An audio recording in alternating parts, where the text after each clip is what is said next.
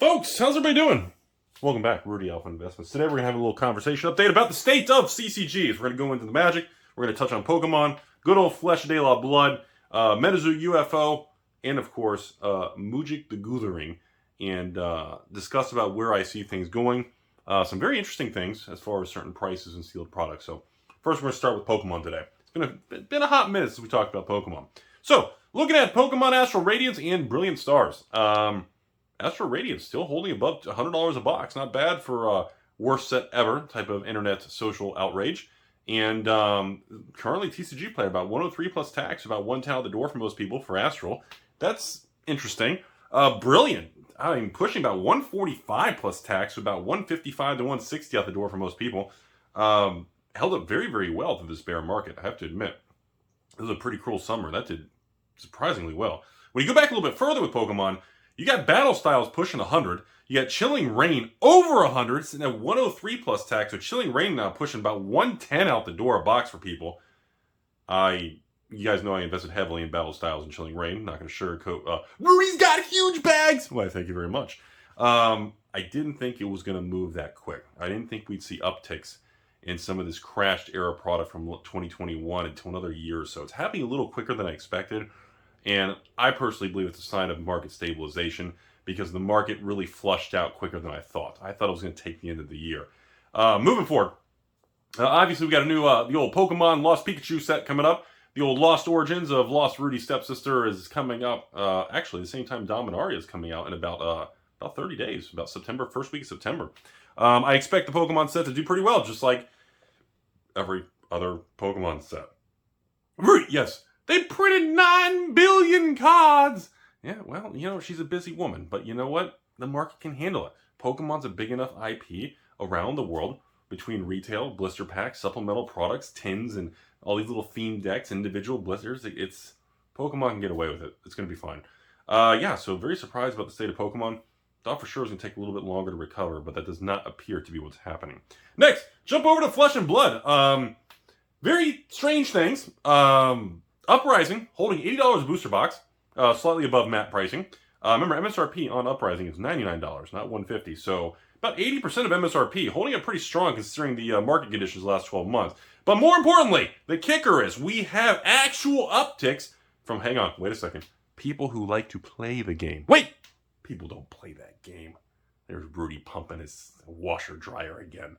Yeah, well, I get lonely. We have actual Marvel cards. Good old Hot Tamale over there. And we have actual, silly little rewind cards, some cold foils. We actually have multiple cards in the set. Not just Rudy Headstrong promos and things. Just regular cards with actual pretty decent amount of sold listings. And actually upticking. We have Marvels. We have the old Hot Tamale approaching almost 200 for a Marvel. Which isn't even the Fabled in the set. The Fabled Gem is still holding over 300. I personally thought the Fabled Gem was going to hit about 150, 200 for cold foil, not rainbow. Does not appear to be the case. I believe with Wave 2 hitting the market, I don't know if this represents all the supply hitting the market. If it does, and this is the second wave and everything's into the market, flushed through, everything's there and have been delivered and received now, it's a pretty good sign. It's a pretty good sign the market prices are holding. We have actual upticks in some of the Flesh and Blood cards, and people are actually buying and interested in certain cards that they need to play the game, build decks, and actually move forward and enjoy themselves. That's a very good sign. And of course, outside of Uprising, again, we have, Everfest and Tails and, Monarch. And, sorry, had to say the word. Again, Monarch still seems to be struggling the worst. The name is just so tainted to this point. No matter what the price is, people are just fucking deathly afraid of the name of it because of the history of the product. Prices haven't really been going up or down, but people are just scared to touch the damn thing. It's ridiculous. Tails, $80 a box. Everfest, sitting around about 60, 65 plus tax, including shipping. Everfest it does appear to be still struggling with supply side with the weight of the supply is just really putting tremendous pressure on the product line. Uprising does appear to be solving that, and if all the supply of Uprising, like I said, is at the market, that's a really good sign.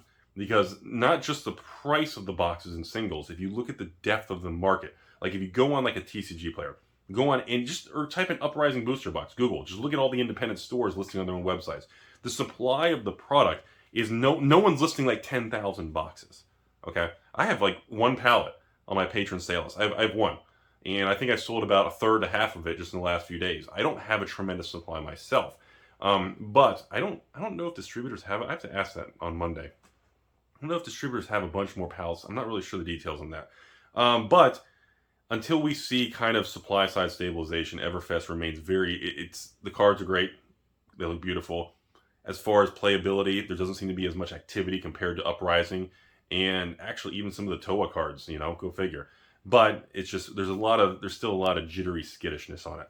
Now, when you get to the bigger staples, I mean, look at Tunic. Look at the Spring Tunic, folks. All-time high.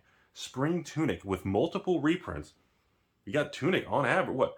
Rainbow, not even cold foil, breaking $200 a card. So, and again, with quite a bit of actual sold activity, even online, eBay and TCG, you have a lot of activity. So you're seeing people target the specific cards or best in class for their actual armor and gear, and you are seeing actual demand even on cards that are upticking. That's quite fascinating. Now, obviously, the risk side of the coin remains, how is LSS going to handle with Tunic keep going up? Are they going to pull Wizards of the Coast with Jace the Mind Sculptor and Tarmogoyf because it's a key component? Are they going to reprint it to the ground? They've already reprinted it multiple times. You've had the original. I think you even had the non-cold foil and crew. And then you got History Pack Tunic, not including the promo Tunics. So is LSS going to continue to reprint it over and over, kind of like what Wizards did with certain key modern staples that they felt needs to be obtainable by the player base? And eventually, I think, what was it, like Tarmogoyf and Jace, and after I think it was 5, 6, 7 reprints, it just annihilated the market permanently, and everybody eventually walked away. That's interesting, because I do see some comments on that. Had some patrons I had some conversations about with the Tunic, and similar with Command and Conquer, certain pieces of gear that are in the legendary slots from Crew, or even Arc, or even Toa. There's certain particular cards that, people are like, I want to obtain it for my deck, even though they can't reprint the cold foil version. I'm still very concerned based on history packs or what's the next reprint. How many times are they going to reprint certain things? There's still a lot of jitteriness. But in the meantime, we are seeing upticks. People are buying it. People are happy. People are throwing the money at the screen. So, moving on from Flesh and Blood, jumping over to Mujik the Yu-Gi-Oh! No, I'm kidding. Magic. Boulder's Gate. So, Boulder's Gate, draft and set are holding. Wow, 90 plus tax. So, almost at 100 out the door. For most people with shipping and taxes, it's about 97, 96 with taxes and shipping out the door for most people on eBay and TCG. And I'm surprised. I thought it would take a little longer to flush through. I've been telling you guys this cruel summer, as we went through June and July and August here, and now we're mid-August, I told you all the amount of panic fire selling from stores and people everywhere. I'm really believing we flushed through this bear market quicker than we should have. Usually a bear market can last, 12, 24 months. But this particular bear market, I really feel like it came to an end in July. I feel like the re-injection of profit and stabilization from double masters in the Magic world reinflated the balance sheets and stabilized LGSs. You factor that in with everybody fire selling, all Strixhaven, AFR, Midnight Hunt, Crimson Vow, Streets of Buried Manilow, Boulder's Gate, Set Draft Collector. The amount of fire selling was so intense, and the amount of downward pressure was so massive. I mean, even I dealt with it. I got messages all the time. Rudy, I'm dropping my Patreon account. Go F yourself and screw you for scamming me, and, I can buy all my boxes cheaper online. And I was like, well, yeah, you're probably right. I would probably just, honestly, I'd buy over there. That's like $2 a box cheaper than me. And that's very normal when you have what they call a flush out. And when you get people like that, you got to be honest with them. You got to go buy the cheaper price. You can save $1.69 a box, and that's usually a sign that you really get that capitulation, that bottoming, just that shock wave in the system where all the stores say, we need capital, dump it all off the books. I don't care if we lose 10, 20, 30%, flush it out. And I think it was so intense, especially in July, that peak, or June, July. I think we're kind of through it, and I'm not going to quite fully call it. I've been hinting at a bottom now for the last 45 days in this the end of the summer, August, September. But I'm telling you, man, ladies and gentlemen, I'm seeing signs of activity of reserve lists, groups of reserve list buyouts. I'm seeing signs of upticks on a couple actual buy lists of Star Cities, Card Castle Kingdoms, really awesome things, channel snowballs in the kingdoms. I'm seeing actual upticks in buy list, even for reserve list 4 Horsemen MTG. I'm talking, some dual lands, particular cards are being moved from, 350 buy list to 375. Nothing dramatic, but we're seeing actual bids enter the market. And when they're raising it, that means they're selling their inventory and they need more and they're trying to get more to come back. So, again, we may be already through the worst. That's the problem with recessions and bad markets. You never really know the bottom or how bad it's going to get until it's over. That's the problem. We already know officially, the government reported in the United States, negative GDP for Q1, negative GDP for Q2. I don't give a shit what anyone says. Oh, employment's good. Rudy combed his hair. Yeah, well, I like your stepsister. She's cute. And, we have 2 negative GDPs. I don't care what it says. That's a recession in my book. Hey, I made it to 4th grade. And like I said, in my book, negative consecutive quarters is a recession. I don't care what anyone says. No one's talking about it. We can't acknowledge it because whatever, I don't know, political agendas or medias or whatever. It's a recession. Call it what you want. So that's what I say about Magic. It's been very fascinating to see this flush out happen. And I think tremendous wealth and opportunities about to present ourselves in the collectible world over the next 12 months. I've been saying that for a while. I'm actually really confident. I'm getting more and more confident by the day. So now I'm really confident that I actually think the worst is behind us. And as we kind of rebuild and move forward, the easy money machine go burr, the free tendies, it's over with. But I think we're going to resume a nice, healthy, stable market. So on that note, let's jump over to the next category. The old MetaZoo UFO had its launch.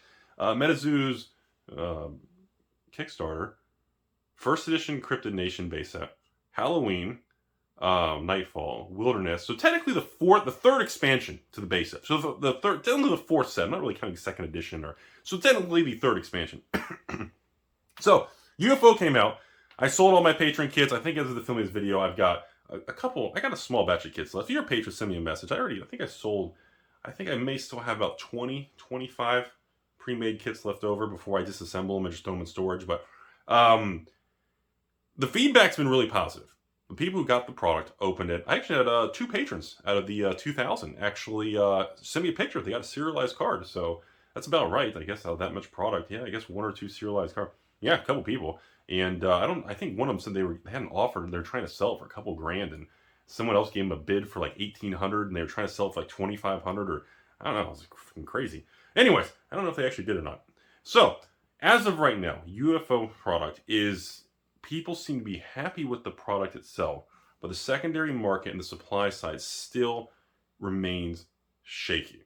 We're not seeing the player base hand-picking cards or certain deck art. We're not seeing specific strength in the secondary market of the singles. I thought, people just like, oh, they didn't like Wilderness as much. No, it wasn't as good as Nightfall. Well, Nightfall and Halloween, it was a fucking cool set. Wilderness, it was cool and colorful, and the cards were great, but it didn't have as cool of a vibe to me as the Nightfall. I like the Halloween stuff. The UFO and the space and the better quality and the really good shininess and the hollows. The quality, everything was improved better. I mean, you can just look at the videos and you can tell by just looking at the cards themselves, the art and the style. But again, when you look at the box products, you have serialized cards in UFO that are very, very tough to get. So most people are never going to see one. So I think MetaZoo, and moving forward, Mike, if you're watching, there needs to be some sort of other layer of value or chase, for kind of like Pokemon that just want to collect it. Okay?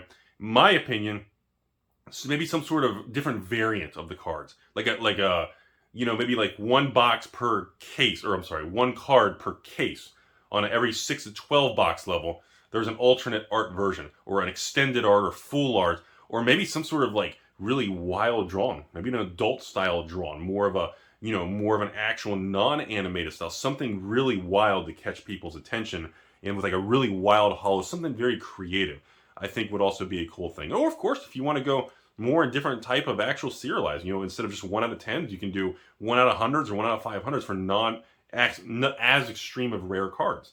But anyways, I don't know if all the MetaZoo UFOs hit the market. I would assume by now, a couple weeks post-release, if all the supply has hit the market, then it seems like it's okay. I'm not seeing extreme panic selling of it. But if there's a lot more stores who haven't listed their product or it's in transit still, and a bunch more waves of product of UFO do hit the market's going to have some serious problems because the market's not going to be able to support it based on what I'm seeing right now. And by the way, why is MetaZoo and UFO the only product in TCG Player? Like, they don't even have pictures of it. You can't even look at the cards or do anything. Like, what is TCG Player? Why can't they? What's their deal? Like, MetaZoo versus TCG Player. Like, why are their cards and pictures and products like not even fully up? It's the only thing post-release. I've never seen that before. Man, what the fuck the deal is with that?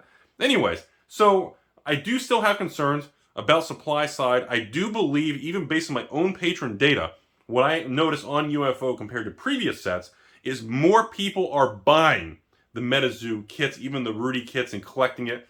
But the amount people are buying has declined substantially. And I'm going to blame some down the recession and some on people not wanting to just put much capital risk in MetaZoo anymore. So the quantity of people who are interested in MetaZoo does continue to uptick. That's a positive thing. But again, it's not upticking and changing at the rate that's going to be able to buoy the market for the amount of people who are throttling back who aren't buying as much MetaZoo. Does that make sense? So for example, if on a previous kit I had 1,000 people buy MetaZoo kits, let's say there were 2,000 kits for sale on 1 or 2 releases ago. I don't remember the exact number. It sounds about right. And instead of 1,000 patrons buying 2 kits apiece, right now I'm seeing more of like 1,800 patrons buying, 1 kit, and then a couple hundred patrons buying 2. So you're seeing the shift in the amount of money and the confidence level of the spending. And that, to me, it is concerning, but you can't blame everything on just a card game. You have to look at some of the macro conditions also. So I think the big question at this point is that all the supply? Because we've talked about this for months. Anyone who is not extraordinarily cautious on supply, whether it's Magic, Pokemon, Flesh and Blood, MetaZoo, Weiss, anything you want, supply is going to annihilate you from recovering. Remember, 2021 numbers do not matter. That is over with. It was a bubble. It was blah, blah, blah. Everything has to be recalculated and reset at lower, more painful levels. It is what it is. So that's my thought on MetaZoo, the UFO. The feedback's been very positive. People have loved it. They've been enjoying it. But there still remains tremendous concern, tremendous anxiety between LGSs, distributors I've talked to, regarding the ability to move the product and how it's going to age because of the supply side after what happened with Wilderness. We are seeing a similar thing so far with UFO. People seem to be happier with UFO than Wilderness, but there's a lot of concern right now, and I hope it doesn't turn into fear and panic and snowball and build on itself. Hopefully the supply side and everything does stay properly aligned. We're going to find out over the next 90 days because essentially the markets, you can't hide from the market. The market's going to report it. I can be happy or angry with it. The company MetaZoo can be happy or angry. The market's going to do, the entire market is the free market of it's going to assign value to what they think it's worth. And hopefully the supply side doesn't just annihilate it to the bottom by too much downside pressure. So we're going to find out there. Again, moving forward, I do believe, and hopefully I believe moving forward, like MetaZoo's next set is Seance later toward the end of the year. I believe Seance, and again, I don't expect the company to listen, just my personal opinion. Similar when I complain about Wizards of the Coast print run standard, when I complain about Flesh and Blood print run anything, I believe that Seance towards the end of the year needs to have a very tight print run similar to Nightfall from Halloween of last year, which is a 25,000 box print run to maintain market stability and keep stores and consumers confident in the product moving forward. Now again, when MetaZoo starts releasing like these cartoons or video games or other IPs and brands and expands name and brand awareness, that's going to also recalculate and rebalance the supply side and what's needed for the card game side of the equation. But I still think that's probably going to be a little ways off because of the amount of time and work required to make those things. Okay, last but not least in the video, let's jump over to good old Weiss land. Weiss has been an interesting one. Same thing. All the Weiss sets from 2021, except maybe 1 or 2 that have actually either doubled or gone up in value. Most of them are very flat, plus or minus 5-10%. Very little movement in the last 6 to 12 months. A lot of stores who jumped in, maybe they watched my channel, they bought into Weiss, they didn't know anything about it.